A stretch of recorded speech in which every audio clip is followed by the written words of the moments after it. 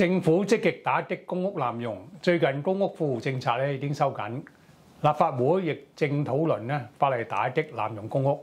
等我同大家講下其中3個重點。第一，嚴重濫用公屋刑事化。現時即使有人嚴重濫用公屋，政府最多只可以終止租約、收回單位，對違規嘅人阻嚇力不足。政府將會修例，如果喺冇合理嘅辯解之下將單位分租或者成個單位用作商業用途，就有機會被檢控。政府建議最高罰款50萬或者監禁1年。當然，政府亦都會人性化處理，例如喺公屋教琴幫人補習等呢類幫補家計嘅行為就不屬於嚴重濫用。第二，收緊富戶政策。新政策公屋租金將設4級制，大幅提升富戶嘅租金。以4人家庭為例現行入息上限大約係3萬蚊。新政之下如果家庭入息超過62000，即係超額2倍就要交2.5倍租金。如果超過4倍即係124000就要交4.5倍租。連續4年都超過呢個數額就要遷出。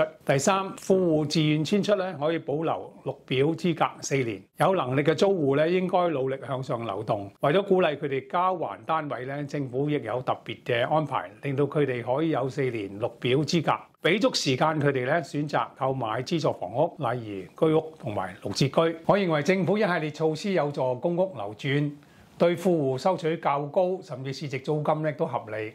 個人性化咁去打擊濫用，令公共資源更好咁留俾有需要嘅人士。請大家留言讚好同埋轉發分享，多謝。